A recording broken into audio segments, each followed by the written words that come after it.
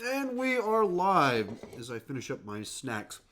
Thank you guys so much for joining in today. I've had a busy day already. Went to the gym, shot, I guess as it turns out, 3 different collaborations with my friend Rachel. One will be on my channel, Lion King Movies Ranked, next Saturday.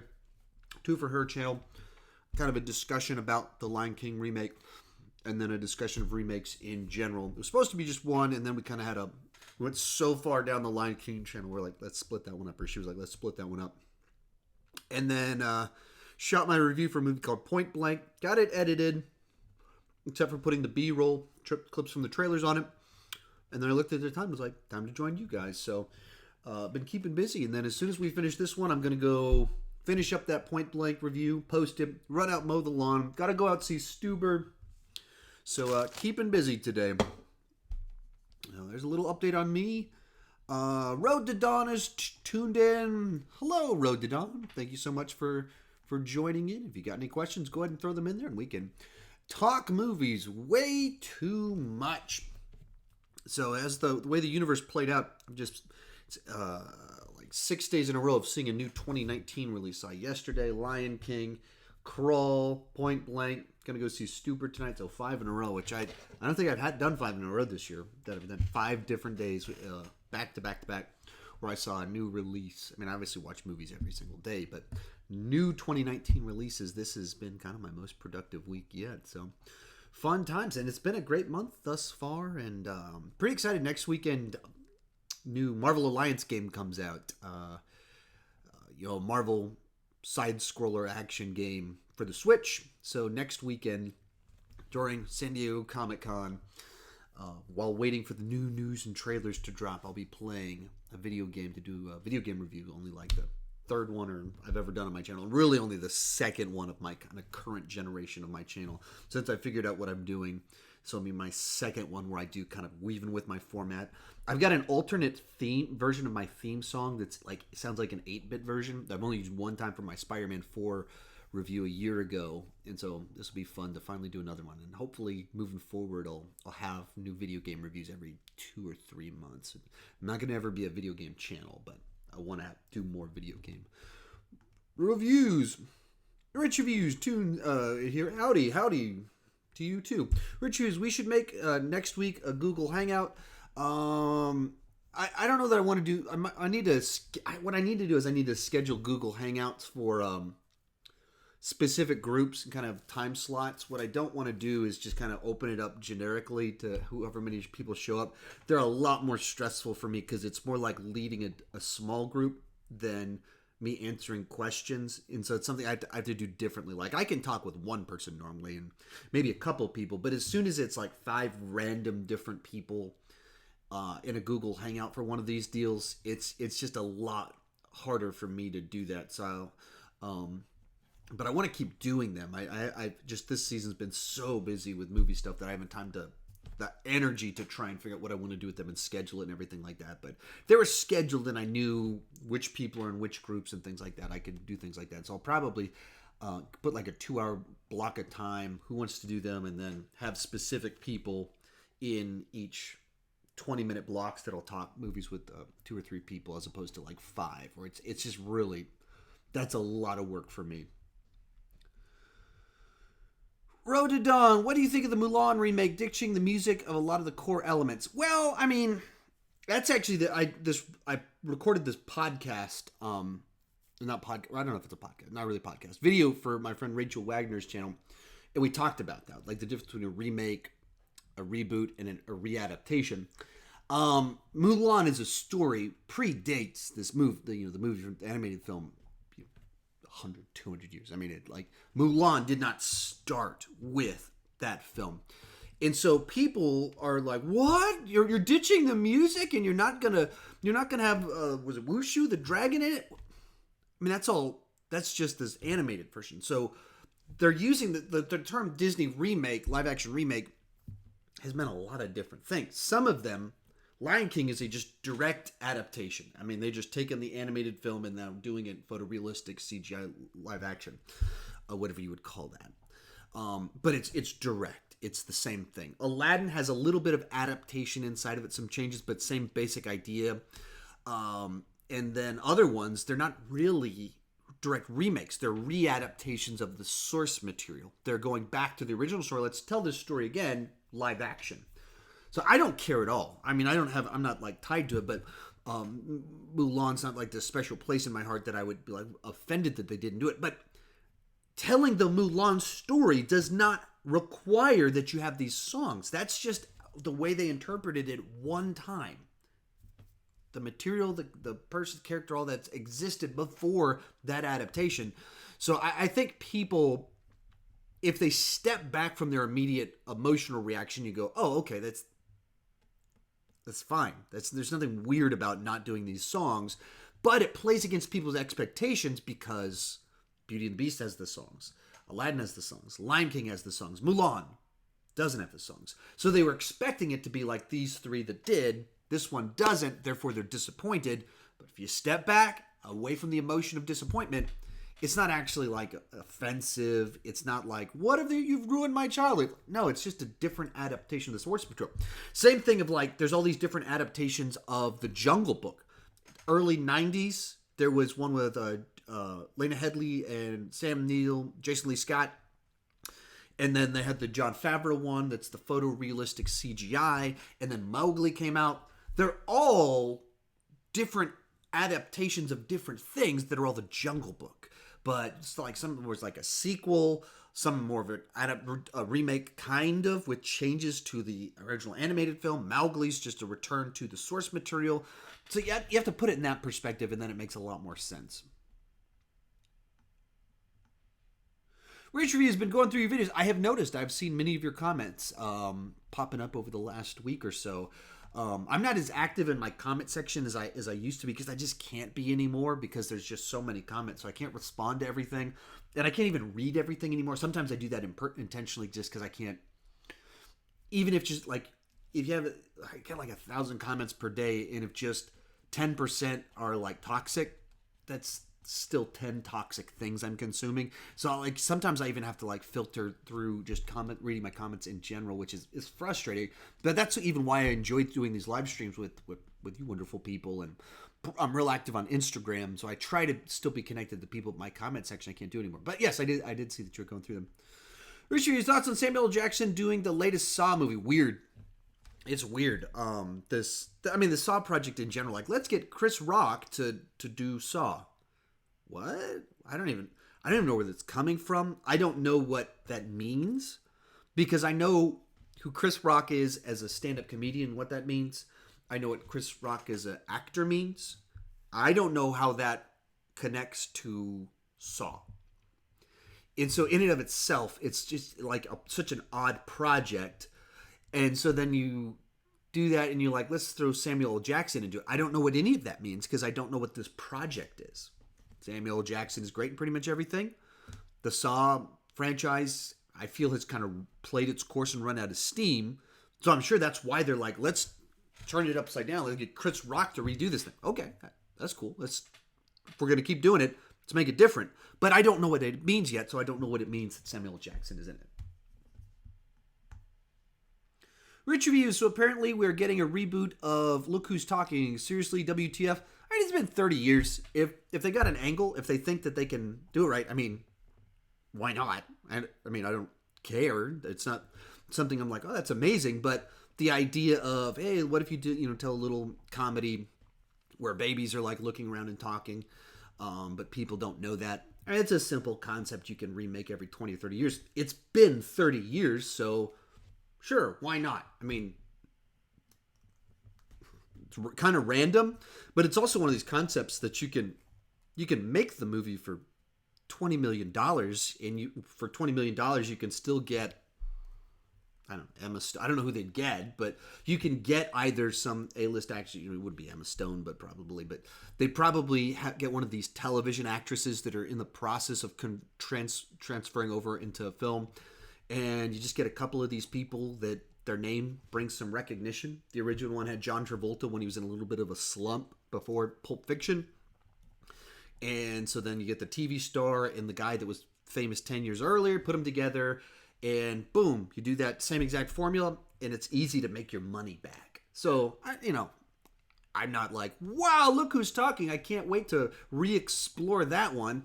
And at the same time, doesn't bother me or anything. It's not like, how dare you accost the original or anything like that. It's just whatever. Rich Reviews New Line is doing a Space Invaders movie. Favorite, is that the name of that movie that came out in the early 90s? I saw that one in the theater, but I haven't seen it since then, so I don't remember much about it. Rich Reviews favorite Jaws ripoff. I don't know. I don't know what constitutes a Jaws ripoff besides the Jaws movies themselves. Because even like Deep Blue Sea, I wouldn't say is a Jaws ripoff. The Meg's not a Jaws ripoff. It's just a movie in the same genre. Because there's not enough distinctives of them ripping off specifics, I don't feel like, with a lot of them. But I'd go Deep Blue Sea with the best answer I have, I think, would be Deep Blue Sea. Maybe the Meg. But it just feels so different. I don't feel like those are doing the same thing. They just have sharks that eat people. Richie's went to see Crawl. It felt longer for an hour and 25-minute film. Yeah, I mean, that's normally what happens when you have a movie that's all kind of in one place. That's why they have to be short, because inherently you can't do the normal tricks that you do in a movie that make you feel like time is passing, that make you feel like a sense of movement. Where these big blockbusters can move really quickly because they go to so many different places, and there's a chase scene, and then there's the funny dialogue scene, and there's the next thing over here. When you do a film where you're just all in the crawl space of in a house, all of it just trying to survive, you have a lot fewer bags of tricks to kind of change up the dynamics. And so when you sit in one location with one small bag of tricks as well, that's when movies feel longer. So I wouldn't necessarily disagree with you, but I also wouldn't necessarily fully hold that against the film. Macavian Comics. Hey, Sean. Hey, thanks for joining in. Rich Reviews went to see Thursday The Art of Self-Defense. We'll have a review next week of that. Sweet. Rich Reviews, do you think we will ever see a Richard Pryor biopic? 90% yes. Richard Pryor's one of those characters that, I know to some extent it's kind of interesting we haven't seen one yet, because you have such like a controversial comedian that was so praised and then, did some acting work. He's the kind of person that, especially like HBO, you would assume that they would have made a movie about him by now. So I'm a little bit surprised. And I don't know his story at all, so maybe it's just a tough one to make a story out of it, because there's not maybe built-in conflicts inside of it. So I don't know. But I would think that that's something that would certainly be on the way, just because of how famous and important he was. Mr. Downer, hey Sean, have you ever seen The Dead Don't Die? If you have, what's your thoughts on it? I have not. I didn't catch that one. It didn't play at the couple of theaters that are near my house, and then in general, June was just such a busy month. I think that's the month where I saw the most new releases was last month. So this month might top that one, but there's just been a ton of new releases recently, and ones that, with my channel, my bias is towards franchises because I do rankings. So whatever the new franchise releases are, then that's what I go watch so that I can do the ranking over the weekend. That's always going to be kind of my bias, and so then that one just kind of fell between the cracks. Road to Dawn, do you think we'll get an Avengers film in Phase 4? Will we get an Avengers film in Phase 4? I guess we'll find out a week from today. I would think so. If I had to guess on it, I would say yes, we're going to get an Avengers film. Whether that's New Avengers, whether that's Avengers Dark or something. I would if I were placing bets, I would say that we'll get some announcement of what that looks like next Saturday when they do this Hall H panel for Marvel at Comic-Con. And so I would suspect that they'll have some new thing that we're building towards. It's kind of a bit of a callback to Phase 1 of what does this look like now that we're trying to reform everything to whatever it is. But I would guess yes, because that's, if they don't, that means they're saying we don't get another Avengers film for 6 years. And I don't think that they would do that. I don't know why they would do that. since that's the brand that makes the prints the most money. Even Age of Ultron was just printing money. They were a bit heard they were disappointed in the response to Age of Ultron, or the box office for Age of Ultron is like a $1.5 billion film. That's how powerful the Avengers brand is for them. And then, of course, Infinity War and Endgame are insane money printers. Not money makers, money printers. So I would think so, because it would just be such an odd decision not to. Or it'll be, if it's not that, it's something else that is that. So Secret Wars, something like this, that's Marvel's whole universe film. And so maybe they don't call it Avengers, they just call it Marvel's Secret Wars or something like that, which is the same concept, but it's not actually the Avengers. So that's what I would guess. Rich Reviews, do you watch the series Modern Family? I've seen the first 3 or 4 seasons. We watched a good bit of it early on, and so we were sometime around the end of season 1 and going into season 2. Then we watched it for a while, and around season 5 or something like that, it just seemed like, spinning wheels, kind of the same humor. So we just lost track of it. It wasn't like we ever disliked it or anything like that. It was just kind of like, it just kind of fizzled out. It wasn't the thing we watched anymore, but we enjoyed it a good bit for a while there. Had a lot of fun with it. Rachel's Reviews. Hi. Rachel's Reviews. Loved Crawl. I really enjoyed it too. Had a lot of fun with it. So if you guys don't know, at the beginning of this video, I actually said what I did earlier today. Rachel and I actually recorded probably 3 different videos. It was supposed to be 2, and then we had a rabbit trail. We were talking about Lion King movies ranked from my channel, and then we were talking about remakes for her channel. We spent so much time in her video about specifically Lion King 2019 that that's probably going to separate into a 3rd video. But so yeah, that's coming next Saturday. We've got a bunch of, I believe next Saturday we got a bunch of stuff coming. So Rachel, but yeah, as for Crawl, yeah, I dug it. It was a fun little film that it's simple, it's straightforward, and it just knows what it is. And so it does what it's trying to do very well. So yeah, I liked it for being what it was supposed to be. And it didn't have its tongue in its cheek too. I appreciated that. It didn't go in any way into the Sharknado direction. Rich Reviews, rank the Richard Linklater films. Maybe I will someday. I'd like to get more into ranking director stuff. But there's a lot of times I just go, there's not, how many of my fans have seen all of Richard Linklater's films? So I don't like to create content that's just me telling everyone the right answer. I don't want to create a bunch of things that's just all about, hey, I've watched this, let me tell you about it. It's all meant to be participatory. It's not even meant to be like just content out there to attract different people. It's to drive a conversation. And so I think through how many of my people have watched all the Richard Linklater films. Not very many. It's a very small number. And so then it's a video that becomes outside of really what I'm trying to do with my channel. And that's really true of a lot of kind of more obscure, not that Richard Linklater is super obscure, but things that are outside of like mainstream, broad appeal, big blockbuster stuff. It's just not really my target group. That's not really the audience that I have. Probably. Oh, I missed one from Rachel. Rachel's, do you think you'll check out any more anime after seeing Penguin Highway? So she's talking about back in April, I went with my buddy Andy to go see the movie Penguin Highway. It's an anime, and it was an interesting little experience because it's like so far out. It's just different for me. Such a different film.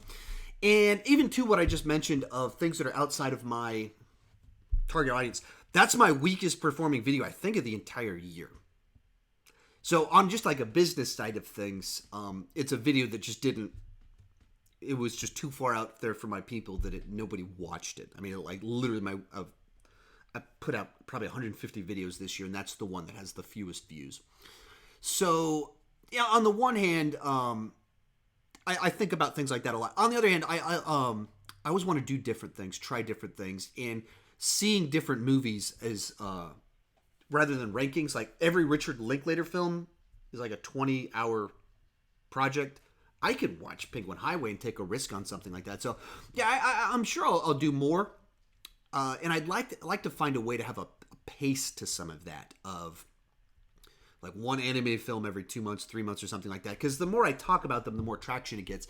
They're tricky for me because I don't watch enough to have, I feel like I don't have the language or even like to understand what I'm watching.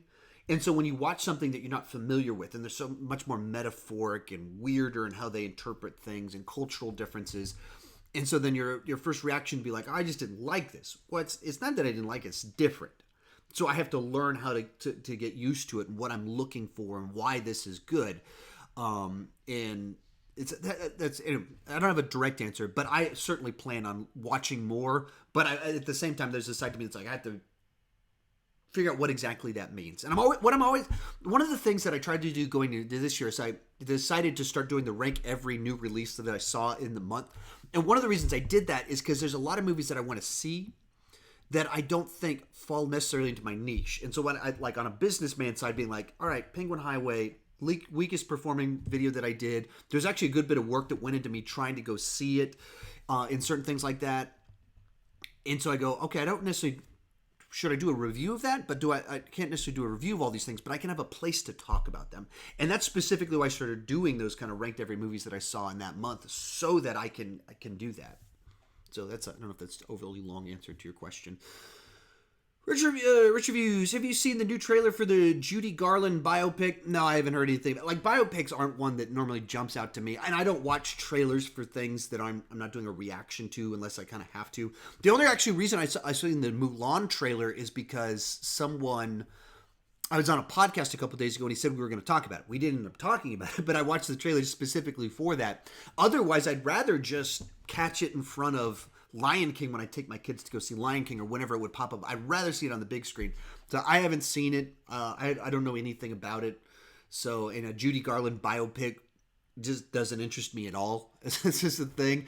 That's not one that would mean, oh, Judy Garland's story. What's up with that? Like, that's not. Richard Pryor biopic sounds far more interesting to me than Judy Garland, based off just the things that kind of immediately interest me. Richard, how many Ranger baseball games have you attended? I've never attended a Rangers baseball game, ever. I don't think. Maybe one or two, a long time ago. Nothing recently. The feeder team, I think they're the feeder team for the Rangers, is 10 minutes away from my house. It's at the Dell Diamond. They actually filmed one of the seasons of Fear the Walking Dead was filmed at the Dell Diamond 10 minutes from my house. And it's minor league baseball. And so I go to there about, I don't know, maybe once a year, once every couple of years. I don't go to a ton of sporting events. Probably should. With the baseball right there, I really should, especially with kids and trying to get them to do more things besides watch movies and play video games. But I just haven't yet, so I don't have much of interesting to say on that one. Mr. Downer, who would you cast as the Thing in the MCU? I don't have any guesses. I don't have any picks. I really like Chiklis. I thought Chiklis fit really well. I wouldn't bring him back, but at the same time, he's a character that it doesn't. He's gonna be CGI or whatever, so I don't even know how much it matters to a certain extent. David Harbour, if I'm going to throw a name out there, he just did Hellboy, but that's not going anywhere. So David Harbour's a guy that he can be likable and funny and sarcastic, but he can be intense too. And he's a big guy, and so whether you put him in a rubber suit or do him CGI, he's got a good firm foundation for it. So maybe let's go David Harbour would be one that would kind of come to mind, I guess. Rich Reviews, apparently Power Rangers being rebooted. Why? The real the one where that seems weird to me is that the recent one didn't do well at the box office. That's why they didn't do a sequel. But people liked it. The people that saw it liked it. And it got pretty good reviews. I haven't run into too many people that didn't like it that have seen it. Not that it's a perfect movie and that it's probably too light on action. But it seemed to be as good as you could do if you're going that direction. So the fact that they're rebooting it, does that just mean that they're going to go all right, let's cut the budget to a third and let's just do the TV show with a $40 million budget so that it's easier to make our money back? Is that what they're saying they're doing? So it's kind of a weird deal. And it's a franchise that I think it's an odd place in popular culture because it's like a show that, in the one hand, has been around for 25 years, has been connecting with kids for years, and therefore, people my age were the first generation. Like, I was right on the top end of it, that when Power Rangers came out, me and a number of other people, we all watched it, but we didn't admit that we watched it. Like, we would, oh, that's just stupid. Like, aren't they like using footage from Japan and then intercutting it with American actors? That's weird. Like, that's stupid. Oh, you got the new toys? That's awesome. Like, can I play with them? It was stuff like that, because I was like right in that insecure middle school phase where you still like kiddie things, but you wanted to act like you liked adult things. So I was right at that phase. And so people my age that are pushing 40 have kids now, and there's a nostalgia side to it. So I can see why it's always going to be one of these ones that they're trying to make a movie out of it. But if that last one wasn't profitable, they're not going to make a better version, I don't think. I don't know what they're going to do. Oh, let me try and catch up on some of this. Magazine Comics, what's the funniest joke you've ever heard? I have no clue. I don't know. For a joke, I'm not a big joke person, so I wouldn't have one that I could tell. Like, I tell stories and humor comes from that, but not like, let me tell you a funny joke. I have zero jokes like that lined up, so I don't have one for you. Chork Po, hello. Hey, thanks so much for joining in. I greatly appreciate you. Machiavellian Comics, how far do you think Marvel will go in the sense of the phases? It's impossible to predict, because it's such a moneymaker right now, and it is the most popular genre.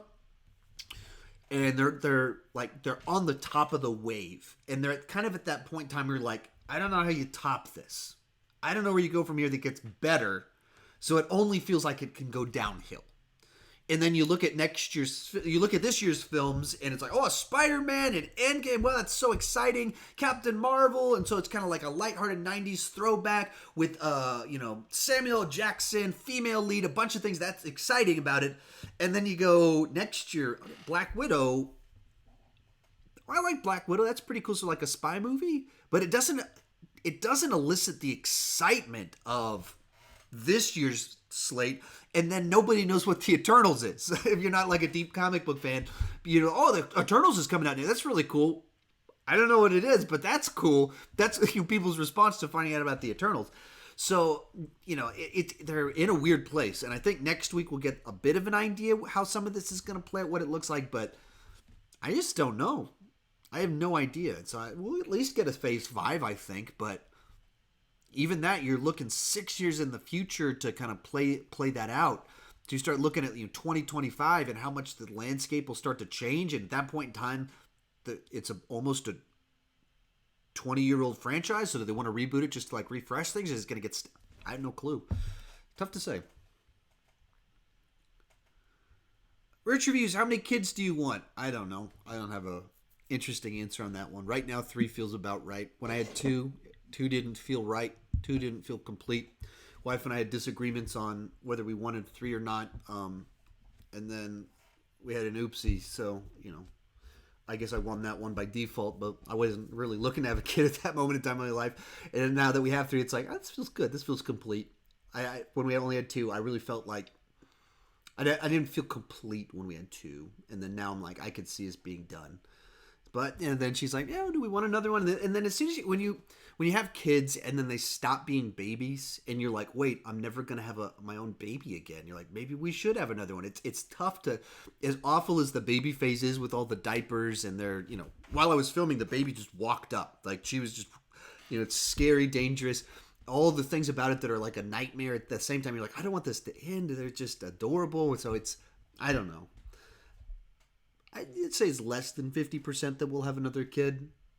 Probably not a lot less than 50% though. So we've got three oopsies thus far. So odds are that we'll have a 4th oopsie, I guess, in that sense. Maybe I'm saying way too many things. How excited are you for San Diego Comic-Con? Pretty pumped. I'm just in general pumped for next weekend because I don't have any like big rankings that are like planned that I have to like work on. I've got like the first half of this week is like pretty work heavy. And then I get the new Marvel Switch game. And then it's San Diego Comic-Con for the whole weekend.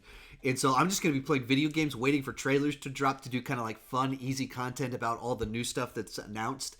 So I'm pretty excited in that regard. But Several people aren't going to be there, and so that's kind of disappointing. And then, or some of the big studios aren't going to be there, like WB's not going to be there. And then, likewise, with it feels like with MCU, it's going to be awesome that they're going to make a big announcement. We're going to lock in Phase 4, but I don't know what they're going to do that's going to wow me, since we have a pretty good idea what it's going to look like. So it's like, oh, now I have a release date for that movie I was almost certain was coming.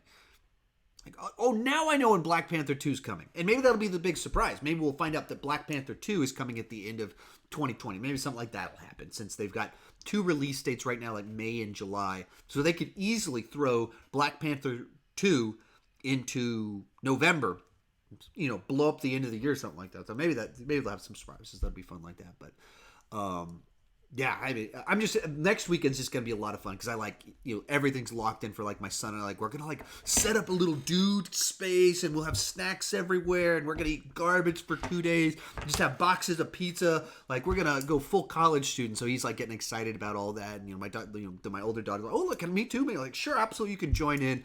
There's actually this won't be the most, but that chair right there, you can't particularly see it, but it's super wide chair that you can put 2 people in it. So that's why my wife and I bought it, so we could just sit in a chair together. And now then it's tucked away up here in my office. It's normally just me. So I'm going to carry that downstairs and have my wife be like, why did you carry this chair downstairs? And I'm going to be like, because it's going to be awesome. I'm going to play video games and watch San Diego Comic-Con coverage for 3 days straight or something like that. Still talking too long. Rich Reviews, any thoughts on Ross Perot? I mean, not really. It's one of those. It's a weird piece of history of the guy that the third party guy or third independent candidate that had potential to win, but then he dropped out for stupid reasons for a little bit and lost all his momentum. As someone that does not like the 2-party system, it's a real shame that he kind of botched that first run there. I wish he would have stuck it out, dug in deep, and if he could have, I would have loved it if he could have won just to break the 2-party system up. That would have changed the game. And I think the world for the United States politics would be a lot better had he won 1992. That's not a statement. I think that he would have been a great president. I don't know quite enough about his politics to know. To my knowledge, I probably wouldn't have hated him as a president, but I don't know if, like, specific as president, who'd be better. But the idea of chopping up the 2-party system that just polarizes the country so much, and it puts people in 2 camps, and the loudest voices are the extremes on both sides. I just think that that's so toxic for our politics, and so that he was the guy that almost broke it up.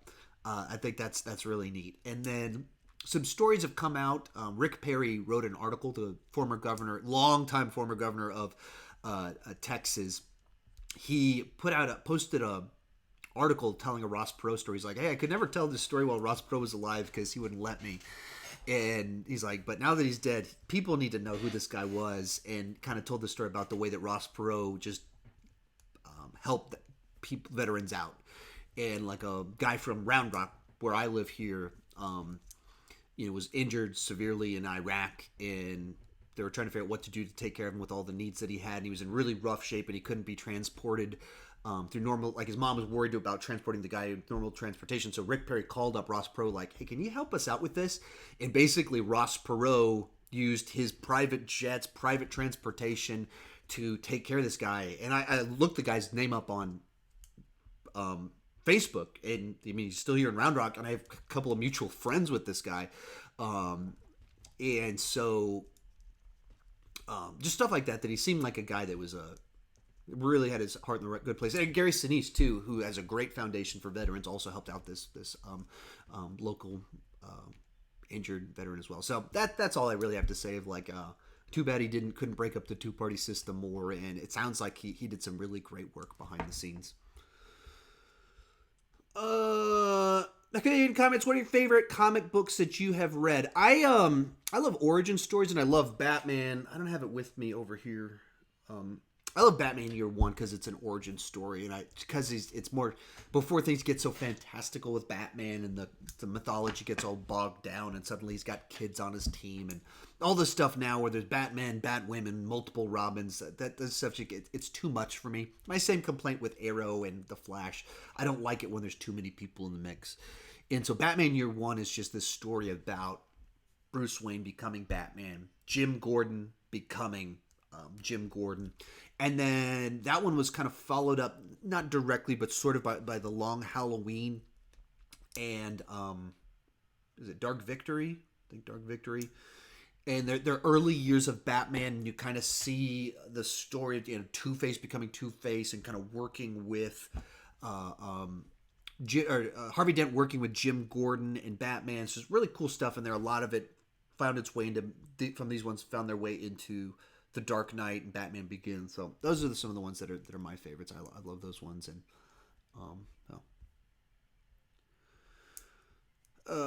have you seen BoJack Horseman? No, I haven't. I've seen zero of that one. How often do you read comics? Not much recently anymore. Just because life's so kind of hectic, and I keep picking things up. My friend Andy gives me some stuff. He's like Batman and Predator one, so I've read through those because he's given them to me.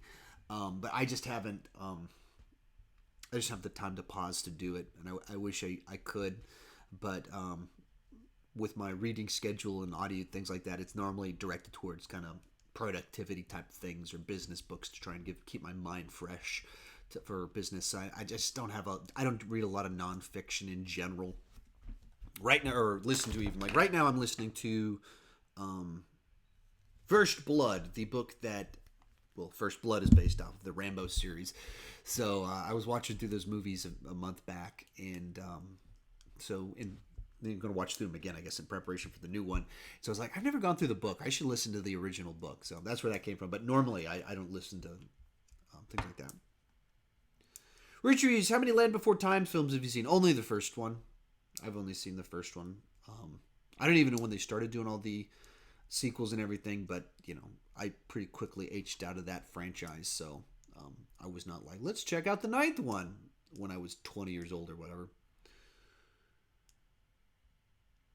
Richard Hughes, how many Ralph Bakshi films have you seen? I don't know, probably zero. I don't know who that is. Richard Hughes, apparently Jon Favreau was working on The Mandalorian Season 2. That seems like a good sign. I would take that as a good sign that they're liked it enough to, months before the Season 1 even debuts, or we've even seen a trailer for Season 1, they're already working on Season 2 and prepping it in pre-production, figuring out how to shoot it. That seems like a good sign. And even, I think, some of what's good about the current era of television is that network television is so ratings-based that, they'll shoot 4 episodes and then debut the first one and then, start working on the next 4 and then it gets canceled. And so then you don't get the end to it. And it's not really designed to... It's a terrible way to do a creative format. So I hate that about network television. We all know shows that got canceled too soon and never had a good ending. And with the streaming services, they give you a full season. They give you the full story. So even as angry as I am about the way the Marvel Netflix stuff ended, we got multiple seasons on these shows and stuff played out. Between all of them, we got over 10 seasons. So as frustrated as I am, that's a lot inside of one little pocket universe. Baby's trying to sneak in again. So, good sign. It seems like a good sign. Rich Reviews, what ranking video are you most proud of? I don't know. My rankings are all kind of, these days, have all mostly been in the same category. I don't know which one would be the one that I'd point to as like, I'm just really proud of this one. Because the editing's kind of gotten there. There's even the ones where I'm like, I put a lot of time into the writing of that. I just kind of go, okay, did I overdo it on the jokes or trying to be clever with my wordplay? So I don't know. There's some ones that I can point to ones where I was less comfortable with this video, but in general, most of them I'm pretty happy with them, and they're all kind of in the same category. So the thing what I'm most proud of was the canceled Spider-Man video that I did a week or two ago, because I researched it, I did something different, and through my time working on it, I came up with some new editing techniques, some new ways to do graphics, and I just thought it looked really good, and it seemed like a step forward. So that's the stuff that I think of as things that I'm proud of. Rich Reviews, would you ever attend San Diego Comic-Con? I, as of a week ago, told my wife that's my plan for my trip in 2020. This year I'm going to San Diego and Los Angeles in October for I don't know how long. I'm going to a conference called Influencers in San Diego, and then I'm going to just, because as long as I'm in California, I'm going to stick around for a while, see what kind of light I can make of it. And so then what I told her is I think that's the thing needs to be my big next step for 2020. Like each year I want to do kind of one trip that's a business trip to try and make things happen. So my plan is to go to San Diego Comic-Con 2020. So all that to say, 1 year from now, I'll be there is the plan. Will you be live streaming when the Marvel Studio H panels are presented? No, I won't do that. I mean, I don't. That's not, or let me make sure I asked rather. Will you be? Yeah. Will I be? No, I won't. I'll be playing Marvel Alliances or whatever that new Marvel Switch game is. Like I'm literally gonna be playing that Marvel Switch game all the time, and just between rounds checking Twitter to see what's dropped. If something important's dropped, I'll be like, son, take over, play by yourself. And then I'll come upstairs, shoot a video, edit it real quick, drop it, get back to playing video games. But I won't be like live streaming myself watching it. That's not the way that like I might live stream afterwards. I'll probably do things like that. My thought is that I want to crank out like 2 or 3 videos per day throughout the San Diego Comic-Con. But all of them are meant to be like quick little, here's my thought on what just dropped. Trailer reactions, live reactions to the panel. Like, here's my quick thoughts to it. But it wouldn't be like, as it's happening, me watching it or something like that. I don't think that would be good content. I wouldn't have enough things to say. Like, November 7th is a good release date. I wouldn't want to do that. Pork Po, I watched Snowpiercer on Netflix. Have you seen it? I haven't actually seen it yet. It's been one of those movies I've wanted to watch for, ever since I heard about it years ago, like on many different levels, like, oh, that sounds like a movie I'd really like, and it just hasn't happened yet. And it's like right now it's like I watch movies all the time, but because I'm always watching them as homework assignments, a lot of times I don't just watch the things I want to watch because I'm always watching what I need to watch. And so that satisfies my desire to watch movies because I'm watching so many of them. But it also means that it's not based entirely around, making it through the list that I would specifically directly wanting to watch in and on my own in and of itself. Rich Reviews, what is a TV series that everyone talks about that you have never seen? Let's go out of focus. This has been out of focus? Why is this acting out of focus? Maybe that's just not there. Maybe it's my eyes are going out of focus. TV show everyone's talking about I've never seen. Let me think through some of these ones real quick. Everyone talks about that you've never seen. I've never seen The Bachelor or The Bachelorette. Actually, I find them pretty offensive. Like, I don't, there's obviously no shortage of things that I watch that other people can consider offensive and exploitive or whatever. But as just because of my views on marriage and, I think it's something important and it's something that in our society is not in a particularly healthy place with just the way people are treating it so flippantly and not taking vows seriously and things like that. Making a show out of it, I kind of hate that. I've never seen Fear Factor ever. I've never seen 0 episodes of Fear Factor. I've seen 0 episodes of Survivor. So these are all, I guess, reality TV shows. I have seen the first 2 seasons of Game of Thrones, but I haven't seen all of it. That's the one that people ask me about all the time. We should rank the seasons of Game of Thrones. I haven't seen. Here, the baby probably don't do that. It's glass, so be careful. Game of Thrones. I've never seen Fear the Walking Dead. I've seen the first couple seasons of Walking Dead. So anyway, there's some that kind of come to mind. Those reality TV shows are the ones that probably are most interesting of those. Recently finished 30 Rock. Have you seen it? It's great. I've seen all but the last season, and there's no reason for that. Like, we watched it, we're having a ton of fun with it, rewatched a lot of the early seasons, and then for some reason we just never finished the last season. And then enough time passed that it was like, do we need to rewatch all of the seasons so we can fully appreciate the last season? So we never finished it, but we had a ton of fun watching it through it up to that point in time. Rich Reviews, would you like to see another season of Designated Survivor? Yeah, I've enjoyed it. I had, I had my issues with season 3, but I also had a lot of things I really liked about it. So in general, I dug it. And I think they might have done some course correction in a certain death that happened on the show that I think could level some things out. So I would be for, definitely for, if they announced season 4, I would be very excited. As one of those shows I don't really cover a lot on my channel, but it's something that I've enjoyed a lot. It's something I can just watch with my wife without feeling like it's a homework assignment on my shoulders. Rachel's reviews. Do you think Netflix can survive losing all this content in Disney Plus? And I don't know. There's so many rumors about how much they're spending on movies and content, and then it's well known that they're losing The Office, Friends, and all the Disney stuff, and then competition being added in Disney Plus, and Disney Plus just sounds like a really good streaming service with a really good price. It just seems dangerous for them, and just in general, they were the first, and then for a long time they were the best.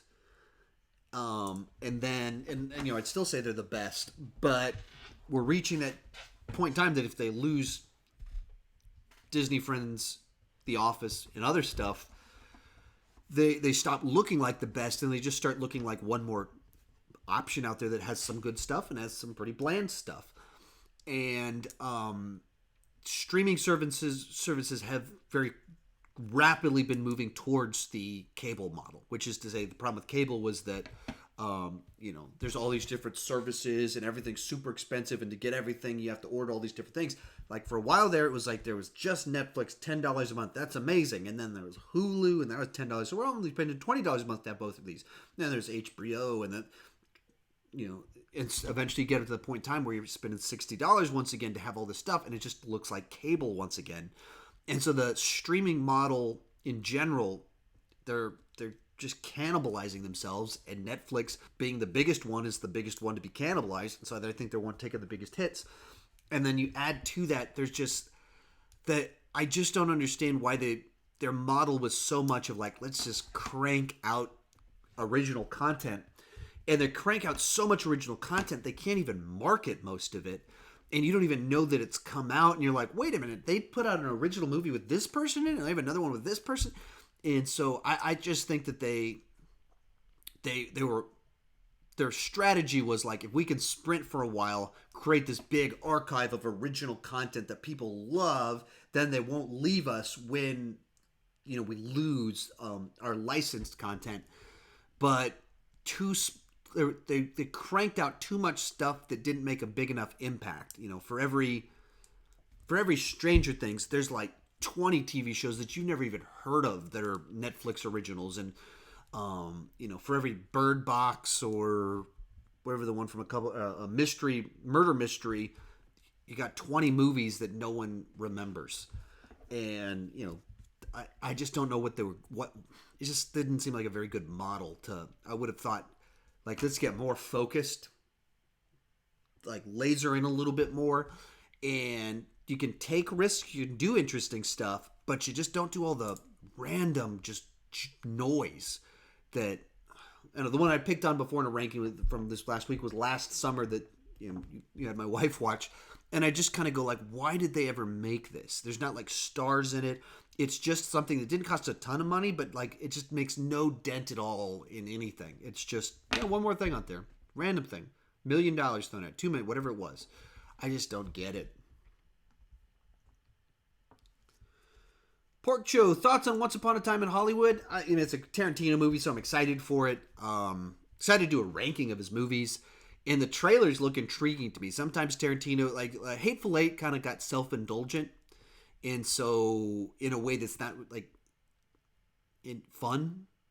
I don't hate the movie or anything like that, but it's just been so much time moving so slowly, Tarantinoing on this small plot, but that goes on a long time with so much verbose dialogue. So this one seems like he's trying to kind of ground it a little bit more. You look at the last set of things he's done, and 2 westerns, World War II movie about guys scalping people that's half in German.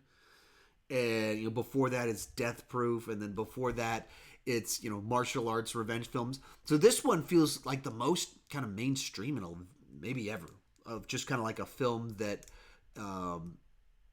feels like easier to latch onto for people. I don't know. There's some thoughts on it, but I'm excited for it. Rich Reviews, thoughts on a Varsity Blues TV series. We already had a Varsity Blues TV series called Friday Night Lights. It's the same exact plot line about high school politics in Texas. Both Varsity Blues and Friday Night Lights were shot right here in the Austin area. They involved like the star quarterback getting injured and then the backup guy having to step in and take over. The coach is a good guy in Friday Night Lights and he's a bad guy in Varsity Blues, but it's a lot. Same basic plot line. Varsity Blues just has the MTV flavor to it, and Friday Night Lights is a little bit more drama, melodrama side of things. But we've already gotten Varsity Blues, the TV series. It's called Friday Night Lights, and here where I live, it's legendary. Richards, do you ever hope to see flying cars? Hope to see them, yeah. Hope that they're commonplace? Probably not. That seems like that's going to go really bad for mankind. Rich Reviews, did you ever see any seasons of Orange is the New Black or House of Cards? Orange is the New Black, no. House of Cards, I watched the first season. And no particular reason, we just didn't keep watching it. It was good to have this is kind of interesting, and then we just got to an episode and we just stopped and never picked it back up. So, Rich Reviews, so what are you going to watch when all the Arrowverse shows end? I don't know, those just happen to be, I started watching those because I like superhero shows, so there's no shortage of other superhero shows out there, so I'll watch those, but, everything else I still watch. It's not like, they're not like this an important piece in my life of what do I do without these or anything like that. They just happen to be the things that are there, so, and to some extent, my interest in them is dwindling pretty quickly. So even some of the large this year I tried to do more content and it didn't. It felt like a big flop to me. Speaking of which rankings am I most proud of? My Supergirl rankings when I was I just don't. I'm not crazy about my video here, and I feel like I'm generating content for views rather than really doing something I'm passionate about. So I don't plan on continuing to do that, or probably won't continue watching Supergirl. Pork Joe, what is the most overrated movie? I don't really like to pick things like this because overrated is such a broad term that it means different things, and there's reasons that people celebrate different things. I don't really like anything that's most worst. I feel out of my league. I appreciate diversity and respect other people's opinions. That the fact that I'm not crazy about something doesn't mean that it's the most overrated of all time. So I just don't tend to think in those terms. But I thought some of the praise of La La Land was pretty weird, though, because people are saying best musical in 50 years. That's so exaggerated. And people that weren't into musicals or something this is amazing. That just struck me as odd. I like the film. It's good. I just didn't understand how much praise it was getting. But most overrated, I'm not a big Kubrick fan, so The Shining feels like I don't fully understand why people are just go bananas over it. But that doesn't mean it's the most overrated film of all time. That just means that I don't resonate with it as much. And that's the problem that I have with the term most overrated, is that it puts my opinion, my experience with something over the experience of the general public. And I just don't want to do that. If I'm the one with the contrarian opinion, I'm the one with a contrarian opinion. That doesn't mean that everyone else is overrating it. I just don't understand it. And that's even the language I use in my videos. That's the way I think about things. I don't come from it from the perspective of I've got the right answer. I just don't like that. So when people get mad at me because I don't like Spider-Man 2 as much as them or something like that, it's weird to me because I don't understand. I don't feel like I have this arrogance in the way I present my ideas or the way I perceive things. So it's odd to me when people get mad at me that I don't agree with them, because of course we're going to disagree. We're different people. But I don't know. I don't know. There's a couple of my things that I perceive as overrated, but the fact that I don't like Kubrick doesn't mean that there's something wrong with Kubrick. That can just mean there's something wrong with me. What do you eat, drink before and after going to the gym? Before I go to the gym, I down a protein shake that's made. Oh, went out of focus. Protein shake that's made with milk, so it's got carbs from the milk and then protein from the protein powder, and then I also do a double scoop of pre-workout Energizer stuff. I just ordered some No Splode. I've been using just random other ones like C4 that I could buy at Walgreens, and I actually ordered No Splode. I think that's the one that I think is the best, but it doesn't really matter. They're all just crank you up on stimulants, and it tastes like chemicals when you drink it. So that's what I do beforehand. I'll also, I normally go to the gym at 6 a.m., so I don't have time to eat a bunch of stuff. Like there's not a big turnaround. That's why I just down a protein shake, down energy, pre-workout, go. Normally, if I go on a Saturday, I'll try and eat like an apple so I have more carbs in my system. When I come home, I do Endurox. They're recovery stuff that's got a bunch of carbs in it. That's a good recovery thing to replenish glycogen and things like that, and does a spike in your insulin at a point in time where it's good to do a spike in your insulin. So there you go, my little bit of pre-workout type stuff. Pork Joe, what's your favorite fast food chain? Let's go with Chick-fil-A. Machiavellian Comics, do you use Reddit? No, I've almost never used Reddit. I have very, very, very little experience with Reddit, ever. Very little. I have a friend of mine that tells me that I'd probably do well if I went on there, and it would be good for my channel to get some more momentum. So one of these days I'm supposed to meet up with him to make that happen, but it hasn't happened yet. Rich Reviews, thoughts on the Dr. Sleep trailer? Like, kind of interesting. I mean, I didn't have any, since I'm not like a big Shining fan, haven't read the book, any of the books, The Shining or the Dr. Sleep book. I didn't really know much of what to make of it. I didn't get the best vibe of how much they're trying to let's do it like Kubrick, or how much let's continue the story. And that's a tricky thing to do in either situation, because Kubrick just has such a voice. He has, you feel him. It's a Kubrick film. Kubrick is such a powerhouse of a creator that he made the film transcends the fact that it's a Stephen King film.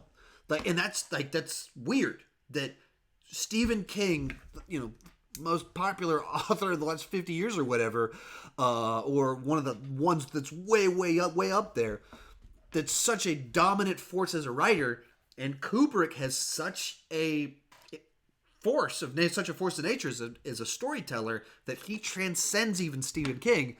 And so then when you take the Stephen King book to continue the Shining story, that's a tricky one. So I thought the trailer looked kind of interesting. Interesting sorts of ideas of continuing. So I don't really know what to make of it because of who Kubrick was and all of that fun stuff. Final couple questions. Rich Reviews, would you pitch a film version of To Catch a Predator? Film version? I mean the concept of To Catch a Predator is a TV show concept, so I wouldn't have a concept for a film version of it because it lends itself to television, because it repeats itself week to week of how they caught a predator. It's that story. It's not let's do an epic little trap to catch someone. So, and I've never seen the show, so I can't really pitch it, but it seemed much more, it's a TV concept. It's not a film project. Pork Joe, rank all the Parks and Rec characters. I don't know. I can't really do a ranking off the top of my head, because I have to sit down with the list of the characters and stop and think about how they played out over the show and what that looked like. I mean, I can say Mark Brandanowitz is in last place because he was terrible. But then from there, it's a lot more difficult because I really want to make something like that. I think I have to look at each character and go, okay, where did it start? And what happened in the middle? And where did they end? And how compelling is it? And how funny were they? How consistently funny were they?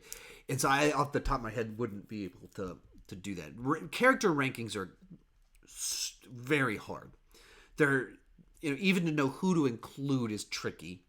And then once you decide who to include, people complain you didn't include other people. And you're thinking about a lot of different things. And the way Ron Swanson is interesting because he doesn't change. He's locked in as a personality type. And you learn things about him, things happen, but he doesn't change much throughout the season. And someone like Andy Dwyer changes drastically. So, those are some of my quick thoughts on it. Pork Show, could you make a video of it? No. I mean, it's not impossible, it's out of the question, but my ranking of the seasons bombed, and it was kind of heartbreaking for me. I spent months rewatching the whole show to rank the seasons, and nobody watched the video. And that changed the way, I stopped doing a lot of TV show rankings that weren't tied to something because of that, because that video failed. And so I just don't want to, I'm just not, it's not something I'm interested in doing because that was just such a disappointment. And people always like, hey, can you do this? Can you do this? If you can make people interested in the previous video I did, sure, but there just was no interest. So it's not something I've wanted to continue doing. And as soon as I can hit that point in time where I feel like I'm just doing work to do this because I don't like to do things like that. And that's what happened with Parks and Rec, that it was just kind of ruined for me because I put so much work into something that no one cared about. So I don't want to do that again. So as much as I get frequent requests for it, if there was actually demand beyond that, it would have shown up in the previous video's performance, and it just didn't happen.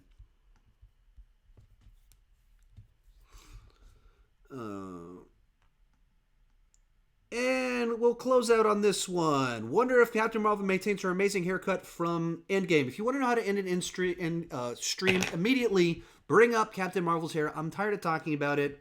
Why on earth would you do this? Bye, everybody.